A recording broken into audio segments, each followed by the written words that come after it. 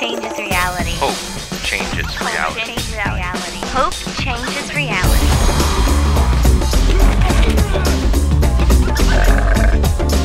Hope changes reality.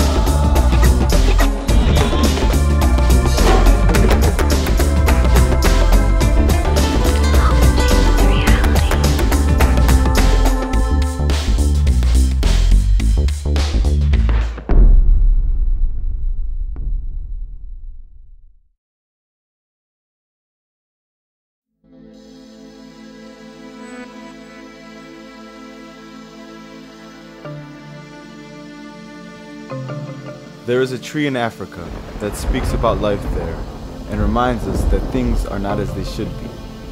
The legend has it that God came up to this tree and it had no fruit for him. So God ripped it out of the earth and put it back upside down. That is why the branches look like roots that reach to the sky. This is a story in many places across Africa. In Senegal, a country on the western coast, life seems fruitless and upside down. The children, who should be the hope of any nation's future, are made to suffer the most. There are over 400,000 children who beg in the streets every day to survive. Worse yet, they beg to earn money for their teacher. These are the Talibe children, the disciples of Islamic religious leaders.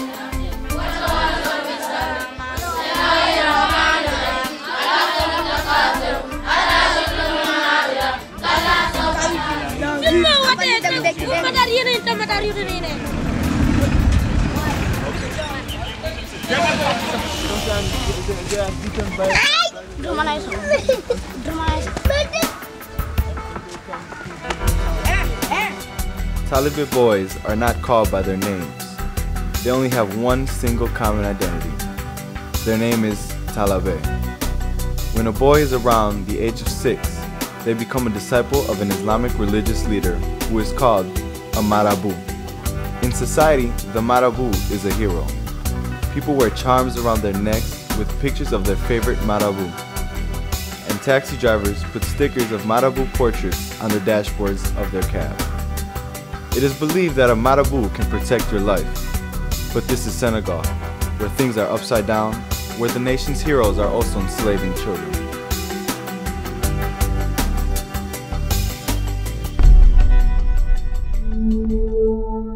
Senegal's history is dark. The slave trade devastated this country for over 400 years, and even today, human life is devalued. A marabout is supposed to provide shelter, food, clothing, and sanitary care. Instead, the children must fend for themselves. Unfortunately, Talibe sleeps on the ground or concrete floors in the homes that are under construction. I was a Talibe for 11 years of my childhood. If we made a mistake in reciting the Quran, our marabout would beat us badly. Talibe begs door to door for food scraps. He must fill his bucket every day or he will starve. Sadly, Talibe has no place to bathe. Because of his unsanitary way of life, Talibe gets sick easily and is a host for parasites. Talibe is like most boys. He wants to play with his friends, laugh, and be strong like his heroes.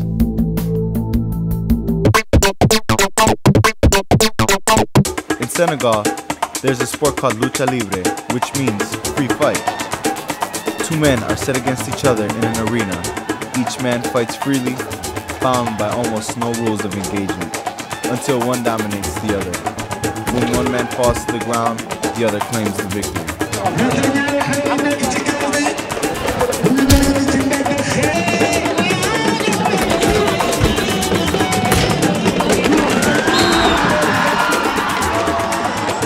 Talibe is not as violent, but spontaneous wrestling matches break out many times during the day.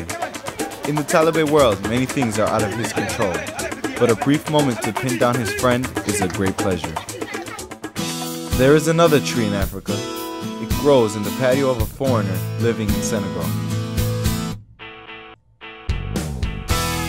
Gilbert is from Latin America. He is very familiar with poverty, having lived and worked in Costa Rica and Nicaragua. He didn't come to Africa to escape though. He came to plant a tree of hope in his ordinary patio where extraordinary love is changing the lives of dozens of Talibe boys. Our hope is that these kids would know joy, and we can see it on their faces when after they've bathed and we replace their old rags with new clothes, they leave very happy. When they receive a cup of milk in the morning, their countenance changes completely. Gilbert serves breakfast to 40 Talibe every morning. In this refuge, children are valued. They are taught to respect each other, not a very popular attitude on the streets, where it is survival of the fittest. Gilbert knows every boy by his name. To him, they are not just Talibe.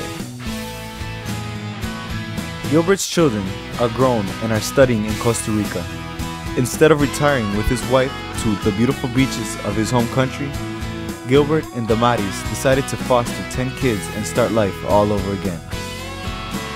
The 10 children are given clothing, 3 meals a day, a bed to sleep in, and an education. Best of all, they are loved. Even though their foster parents don't speak the native tongue yet, love is the universal language. 10 lives will be changed forever. The children will grow up to be leaders in their communities, perhaps doctors, teachers, and business people. They will change the reality of their country. This fall, Gilbert and Damaris will foster another boy who otherwise would be sent off by his grandmother to the Marabu and become a Talibe. We want to give these kids the best we can, to love them as if we were their very own parents. To love them is the principal thing. By giving these children such great opportunities, Gilbert and his wife are doing more than crisis relief. They are breaking the destructive cycle of poverty, sickness, and the devaluing of human life. They are not only preventing despair, they are creating hope and making a real impact in the land where the common belief is that no one cares about Africa. In this country, where a soccer ball is more precious than rain, Marcos plays soccer with the Talibe kids during their free time. Marcos is also from Latin America and has been living in the desert for over 7 years. His Latin blood gives him soccer moves that impresses every Talibe. Marcos coaches these boys not only in soccer skills, but in relationship skills. Sometimes he has to break up fights. He teaches these boys how to care for one another and how to win humbly and lose with dignity.